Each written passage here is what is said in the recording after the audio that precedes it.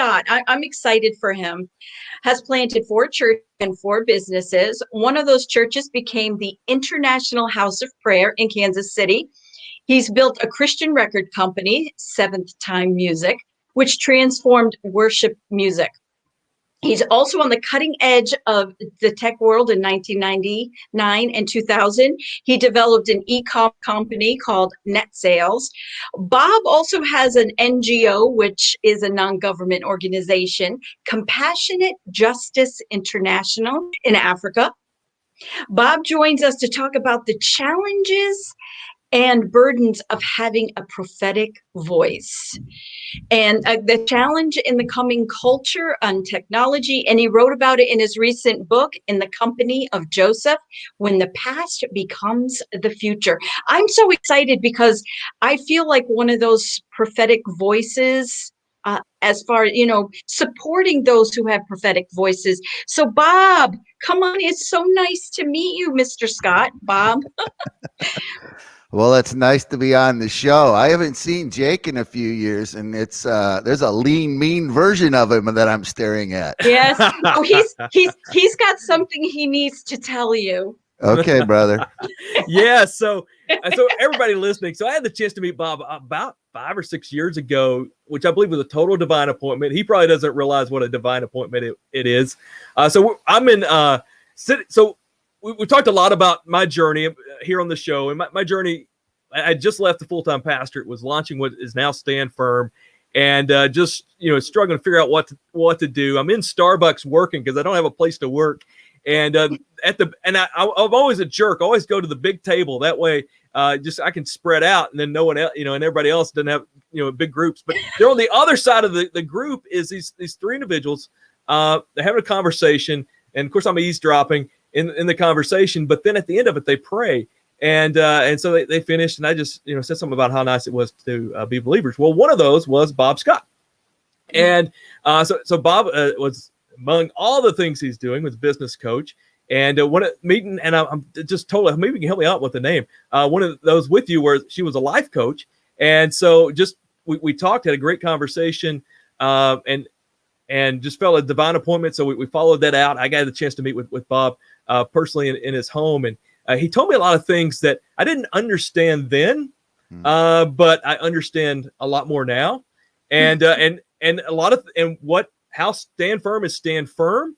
A lot of that comes from a conversation I had with Bob. I probably owe him a check for that conversation. He talked about, he told me, I was trying to move something very difficult. He talked about a 10-ton tank across a little bitty bridge, and through shifting from what we were doing then to Stand Firm, it has made that easier. Now, he did tell me to drop the black and red, which he's right. That is a definitely deterrent, but I just love it so much I can't give it up. But the other thing that you told me, Bob, and this was even before we met, I think this was in Starbucks. You looked at me and I told you where the Lord was leading me, and you said the prophetic calling is a lonely calling, and one that's hard and difficult.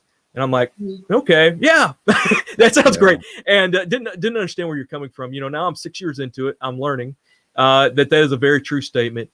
Everyone who is tuning in, they're here because they've seen something in the word or off the wall in the times we're living in. And they are concerned that they need to be prepared. And really want other people to hear what's going on. Story after story, as we've created communities like the End Time Church, the Ishkar Network, and things that we're creating communities around the world of people who feel this way. What we're hearing story after story is, I shared this with people in my Bible study group, and they just blew me off. They ignored me. I shared this with my pastor. He shut me down. I can't speak about these things at my church, and they just feel crazy. I can't speak to these things with my family, and it really seems like just a total. And that's what you warned me of 6 years ago. Bob, it's great to reconnect. Your new book is just tremendous. We're gonna have to do this in multiple shows because it's just so much to get through. But could you explain? And now that I'm ready to be coachable and to listen, could you explain to us what you meant by the prophetic calling being lonely and being difficult? All right. Well, thanks for having me on the show, and actually, I'm thrilled to have this conversation with you. I'm the next generation up, and a lot of what is about to unfold is really going to have a greater impact on your generation and your children. So when I find people in your generation that are actually spiritually awake and alert, I'm encouraged, because there's been sort of a cultural numbness as people have become so saturated by being entertained. And that's one of the things I talk about in the book. But let's talk about what it means to be prophetic first. And I have to say up front that truth be told, in the last few years, the fact that there's so many people clamoring to be seen as prophetic has me deeply concerned. And the reason why is, if you're clamoring to be prophetic, you have really no idea what the calling is. Bob, can you, for some listeners, I've learned over the years, I need to define my terms. So can you, in your conversation, what do you mean by prophetic? Well, I think prophetic has a couple. It has both an inward and an outward, or a big picture and a small picture kind of perspective, which makes it difficult. Meaning that prophetic people often see what's coming. They see things ahead of time. They're aware of where things are going, right? But the other side of the coin, which is almost the flip side of it, is there are also people that have the ability to get down to the heart of the matter. Meaning that, especially in our modern social media world that we're living in, we're living in a world of facades more than ever in human history, right? And so prophetic people have a discernment, like they have this capacity to get to the actual motive. And if you go back and you study the teachings of Jesus, the reason why he's the greatest prophet is that he was constantly exposing motive. Like, all of his focus was on this question: why? Motive. Yes. Why We were just are you discussing the doing why. that? Right? And the reason why there's a need for prophetic voices in the moment is that we've become such a narcissistic culture, and we become so focused on self-gratification that there's a need for voices that are discerning, that can get through all the hype, all the facades, right? All the theater, all of that type of thing, and get down to what's really driving what's going on, right? So, if you go back and look at Timothy's, the letter to Timothy, and there's a prophetic statement in there about the end times, and it's in chapter 3. And remember, he talks about in the last days, right? What does it say? People will be lovers of themselves. Yes. You see, we're getting down to the heart of the matter here: self-centeredness, pride, arrogant, right? These are motives, right? Lovers of money, boastful, proud, abusive, disobedient to parents, ungrateful, unholy, without love. I mean, the list just goes on and on. But these are all motive. Like, these are issues of the heart.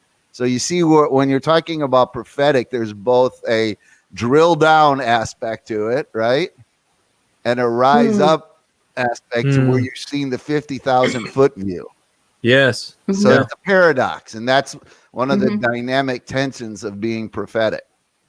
So what makes it burdensome? Well, I'm gonna just give you 3 points. We could talk about a lot of different things, but I think 3 of the main characteristics of people that have to walk this journey. And the first one, you've already mentioned, which is loneliness. There's a certain loneliness. I'll tell you an interesting story, but I too had a mentor. I had somebody, like I did with you, did it to me. And he looked me in the face one day and he said, "I'm sorry to tell you this, Bob, but the cruel, cruel essence of loneliness is the journey of the prophetic people." And like you, it just pierced me, because I was 25 years old and had no clue what he was talking about, right? Right. Yes. Right. So my wisdom that I passed on to you was passed on to me. You see, so I'm just handing down something. It was John Maxwell who made the statement, if you think you are leading but no one is following, you're only taking a walk. I love that. Right. Right? Yes. Yep. But here's the dilemma. Sometimes a leader, especially a prophetic one, has to walk a lonely journey. Yeah. They have to take this solo walk where they're on their own before anyone realizes what they're up to. So it's kind of a paradox, because we're in a world right now where it's all about getting listeners and getting Instagram follow, right? And the problem with the prophetic calling is it's the antithesis of that. You actually have to go it alone for a while. Almost all prophets and visionaries that I know actually need to walk alone. They have to walk alone. In fact, the vast majority of what I call truly prophetic people are actually introverts. And I mean emotional. That doesn't mean that they don't know how to be extroverts in a crowd, but emotionally they tend to be introverts, meaning they need to walk by themselves, right? In fact, they have what I call a submarine lifestyle. And what I mean by that is that with most prophetic people that I know, they stay underwater with what they know until they have a clear idea of what it is they're actually sensing before they come up to the surface. So you don't really know what's going on with them. And let me tell you a story. I hope this won't be too much for people, but I actually had a dream when I was young, when I was in my 20s. And in this dream, which was a profound spiritual lesson, there was a profile, like a character of my head. And the top of it was open, and God put a seed in. Oh, wow.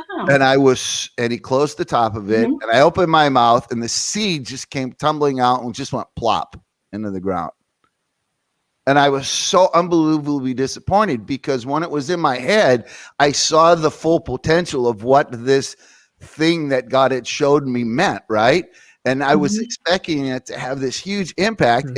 And because I opened my mouth and I spoke too fast, it just rolled out and did nothing. Yeah. Right? About, I don't know, a period of time goes by, and I have the same image happen, right? The same thing happens, and God does the same thing. But instead of me opening my mouth immediately, I took the pose of that famous Rodin statue, the thinker, where he's, and he's pondering, do it again. right? No, let's make sure we got it. And so I pondered for the season of time, and when I opened my mouth, a whole tree slid out. Oh, wow. With fruit on it. And I went, oh, I get it now, God, right? I understood. So let me give you a biblical story that's similar to this. The greatest prophetic revelation in the history of humanity came to Jesus' mother, Mary. Right? Yeah. Right? I mean, it's the most significant prophetic encounter in human history. But in Luke, he records exactly what Mary did. It says, but Mary treasured up all these things and pondered them in her heart. In fact, she carried this for 30 years. And this is the difficulty with the prophetic journey is there are times when you're supposed to speak quickly, and there are times you carry things for years, and understanding the times and seasons and when that bridge that I told you about is strong enough to handle, right? The book that I wrote, I had all the stuff all 5 years ago, but it wasn't time. People would have not understood. So the first thing is loneliness, right? The second thing is pain. So the first characteristic of the prophetic journey is loneliness. The second journey is pain. And I'm sorry to say that, but it's time that we have an honest conversation. There's an old Robert Craze blues song, "The Forecast Calls for Pain."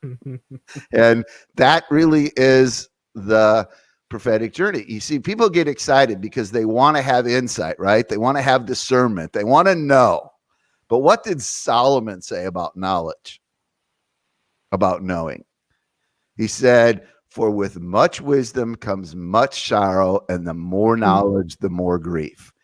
Yeah. The truth is, there's a whole lot of stuff I wish I didn't know. So this is one of the great paradoxes about being prophetic. Um, it was said of Jesus, and if this is the amplified version of it, but Jesus, for his part, did not entrust himself to them. He knew all people and understood the superficiality and the fickleness in human nature. Yeah. Right? Jesus knew the hearts of humans, right? He had to say he was prophetic. He could see into things. Learning what to do with what you know takes some really painful lessons. It's tough, and I've had this conversation with friends that, like, it's so tempting. You have something burning within inside you just to run out, but you can't die on a hill if it's not the hill the Lord doesn't want you to die on. Right. Say that again. Say that again, Jake, because that's profound. Because I don't know, Bob. You tell me if it is, but it's you have something burning inside of you. You're just ready to charge the hill. But sometimes it's a hill. The Lord doesn't have you to die on this hill. He has this other hill for you, for that message that he's given you. And though this other hill is tempting, you're passionate about it. Sometimes you just got to let that go so that you're still around in the battle for that hill that he's called you to. Well, the third piece of this puzzle, which Jake, I think you'll identify with this, is disillusionment. Yeah. So I talked to you. So let's take 6 years somebody ago. that you and I can both identify with, Jeremiah, right? Yeah. So in the first chapter of Jeremiah, we read that the word of the Lord came to me saying, before I formed you in the womb, I knew you. Before you were born, I set you apart. I appointed you as a prophet to the nations. Alas, sovereign Lord, I said, I do not know how to speak. I'm too young. But the Lord said to me, do not say I'm too young. You must go to everyone I said you to and say whatever I command you. Do not be afraid of them. I am with you and will rescue you, declares the Lord. Then the Lord reached out his hand, it touched my mouth and said to me, I have put my words in your mouth. See, today I appoint you over nations and kingdoms to uproot and tear down and to destroy and overthrow, to build and to plant. I mean, is that not the prophet's dream? Like, you're reading this and you're going, OMG, this is incredible. I have such an amazing calling on my life, right? And then a few years later, Jeremiah, who's so transparent and so vulnerable in his writing, says, you deceived me, Lord. And I was deceived. You overpowered me and prevailed. I am ridiculed all day long. Everyone mocks me. Whenever I speak, I cry out, proclaiming violence and destruction. So the word of the Lord has brought me insult and reproach all day long.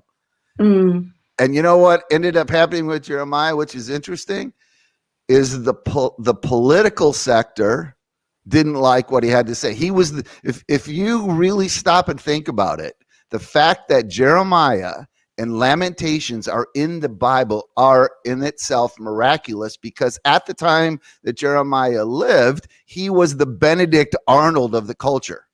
Yeah. He was the guy saying the king of Babylon is God's servant.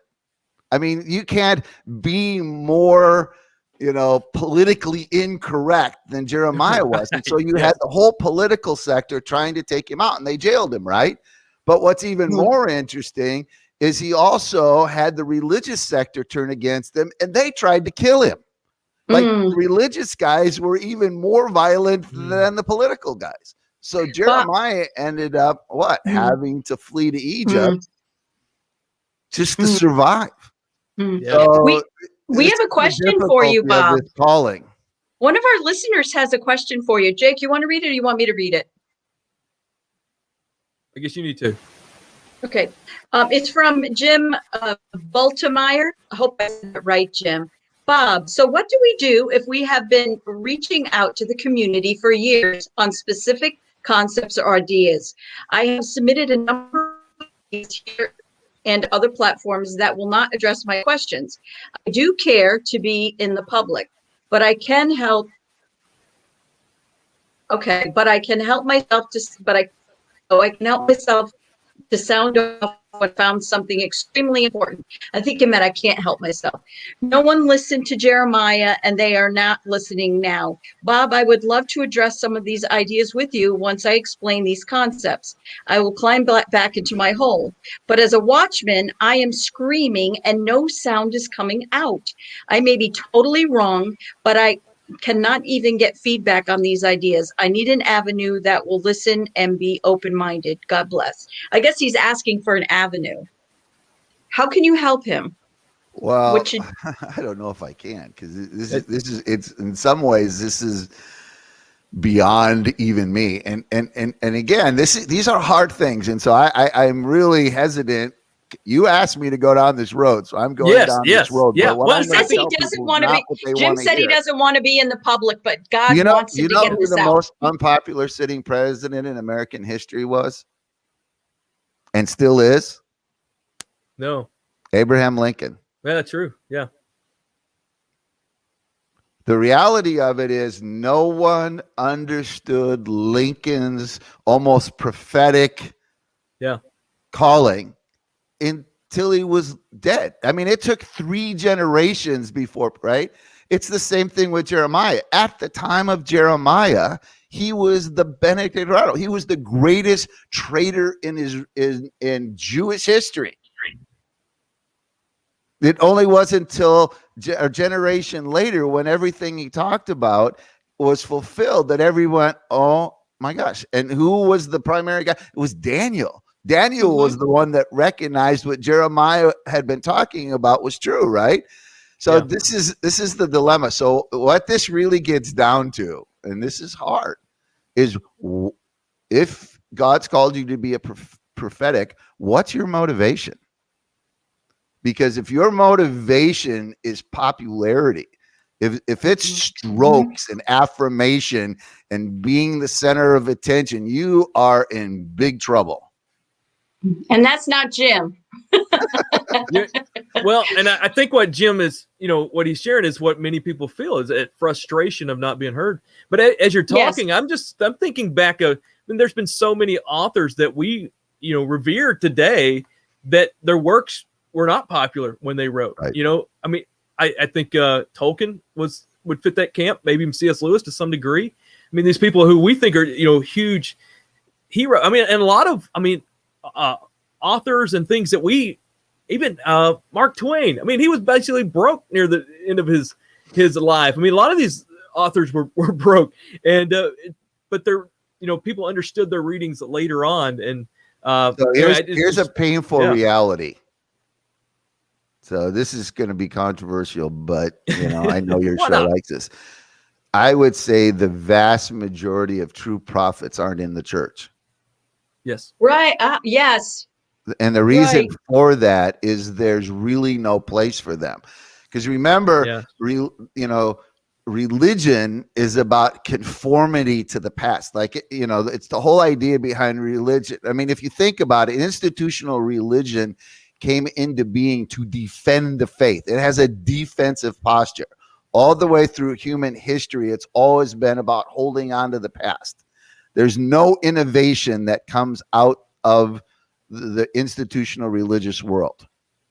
Everything that we see that somebody in the Christian world got famous for, they actually borrowed from somebody. They plagiarized it from somebody outside.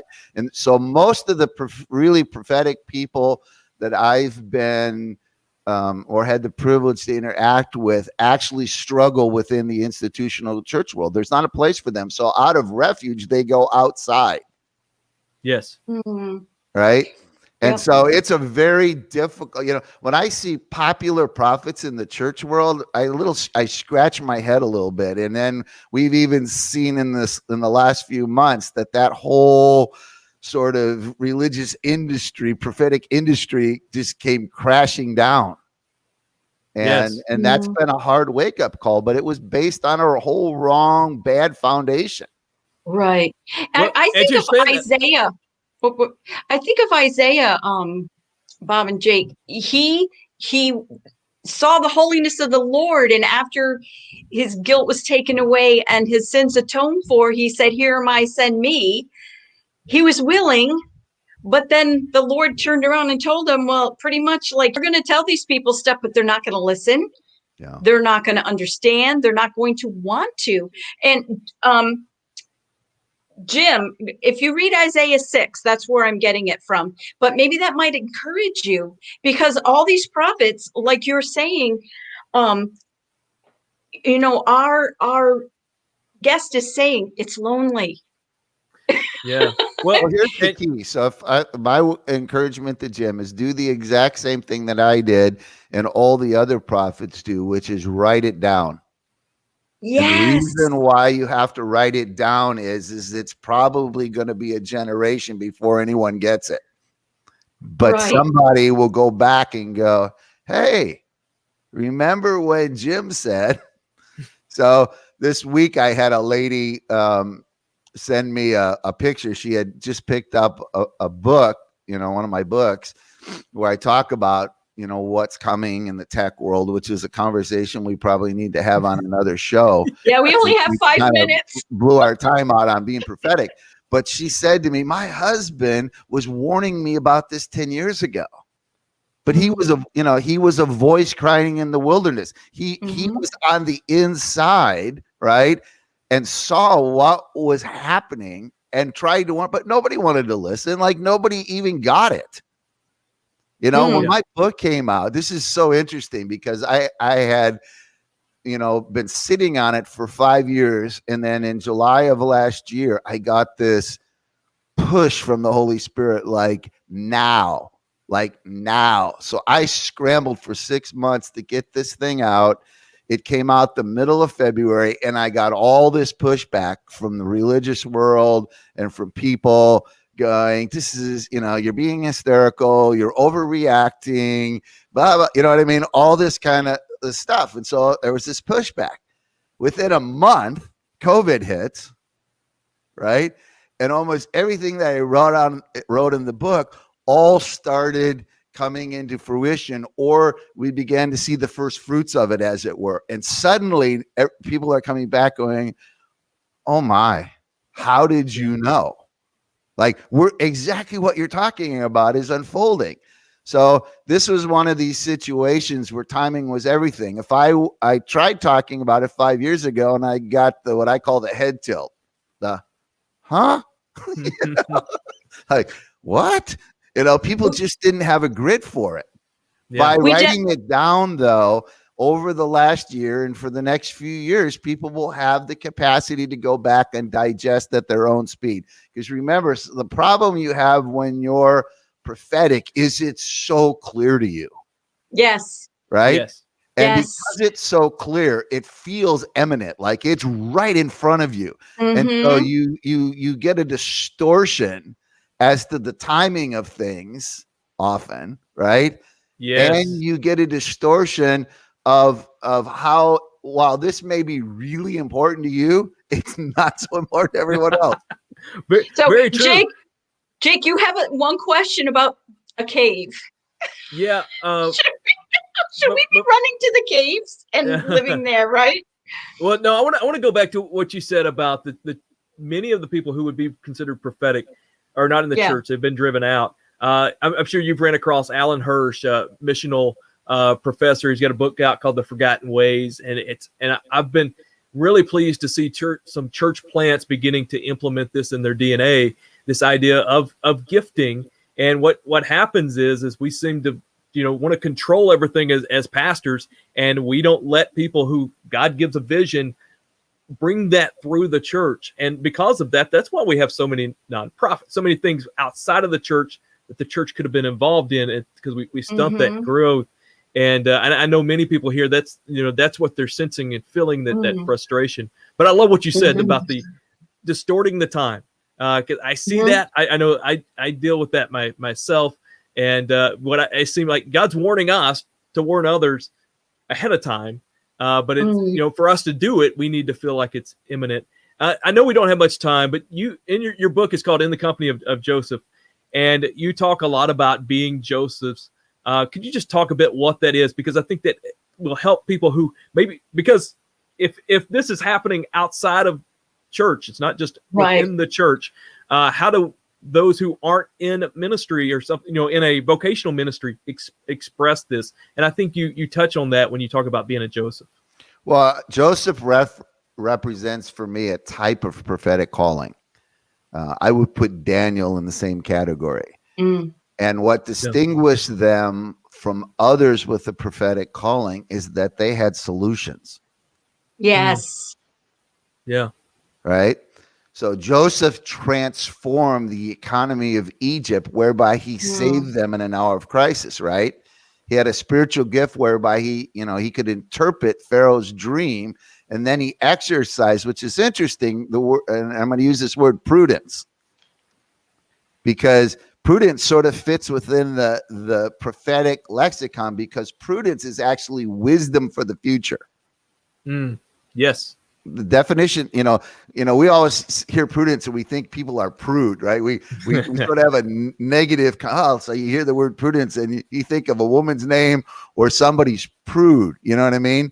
But the truth of it is that prudence is about wisdom for the future. And Joseph designed and administrated solutions to solve a pending problem, right? So he had this unique gifting that he could foresee, right, and then implement solutions. And something that's really interesting, if you'll actually stop and think about it, both Daniel and Joseph exercised their gifting and callings outside of the religious sector and in pagan nations. Yes. Oh, Daniel blows me away. Pagan bosses. Yeah. I mean, Daniel is in two of the most pagan nations in history, kingdoms in history, and yet he's shining like a star within the government and a main government official. I mean, how in the world did he do that? Well, and the reason being is that when you're Nebuchadnezzar or you're Pharaoh, right, you've got a crisis, right, and people that have solutions stick out because they saw. So what both Nebuchadnezzar and Pharaoh recognize. I mean, if you think about it, this is really amazing to me. But here Joseph is, who a few hours earlier is unshaven, sitting in a prison, and he's standing in front of Pharaoh's cabinet, right? That's what the word we would use, cabinet, which are all the presidential advisors, right? Which in that day are astrologers and soothsayers and wise, right? Yes. And pagan Pharaoh, who by his own culture is considered a god, looks at all of the guys in his cabinet and he goes, who else in my kingdom has the Spirit of God on him like this guy? Right? A pagan ruler recognizes the Spirit of God on Joseph. Nebuchadnezzar saw the same thing in Daniel. Right? Yes. That's really, when you think about the dynamics, quite stunning. Yes. Not what we would expect. Yeah. I was actually preaching on this Sunday at my church and said cabinet, which was very interesting. You said that about Daniel and just how that, he betted on God and God came through. And I love how you said it with the solution. Well, Bob, this has been incredible. I know we didn't get anywhere where we wanted to go today, but this is where I know our audience needed, because they are all in that loneliness, in that pain, into that frustration and disillusionment that you're talking about. And some has voiced that. I know I walk in that and struggle with that. I didn't ask for this journey, but can relate to that. Bob, we've got to have you back on, because all right, brother. Your understanding is just incredible, just fascinating. But also what you talk about the tech world is something that we really need to understand to help navigate this. Bob, how can people find out about what you've got going on, get your book, and learn more about you? Well, the book is on Amazon. And or there's a link. I have a website. I have an organization called Joseph Company Global. I have spent the last 40 years sort of working with athletes, people in the geopolitical sector, people in the arts and entertainment world, the business world, working with high-end achievers. And so I have that's where my coaching business comes in. But the address is JOCOM,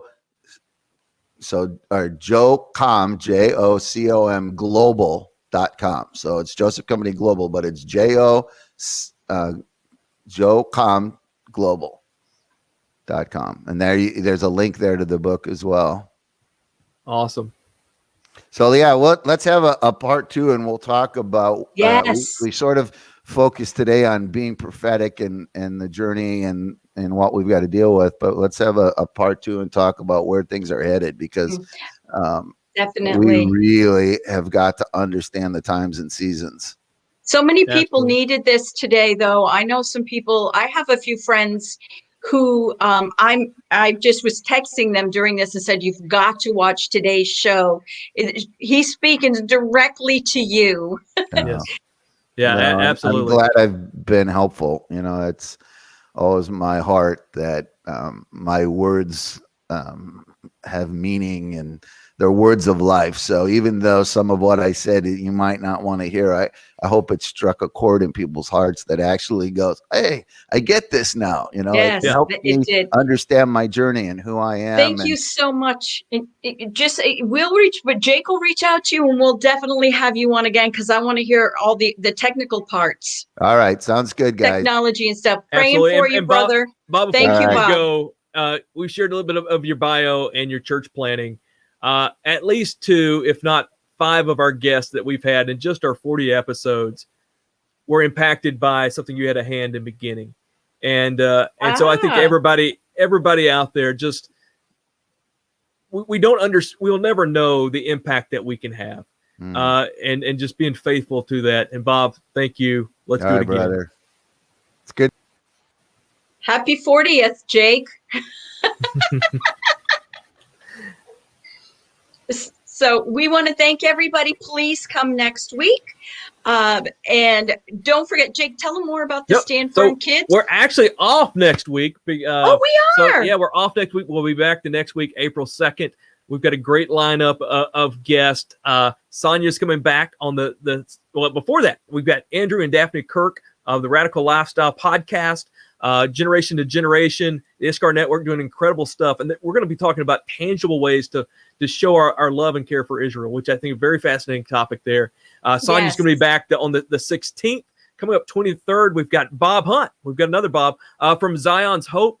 Bob Hunt is done a lot of work in digging into Islamic eschatology, like into the Islamic scriptures and text. And so it's very fascinating talk there. And then super stoked about this April 30th.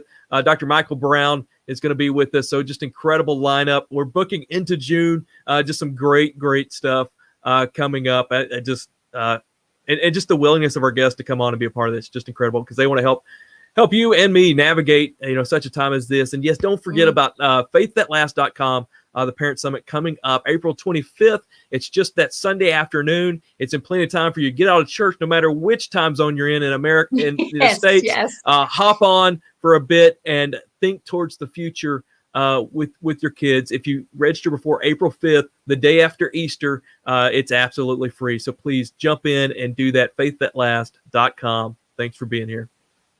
Take care.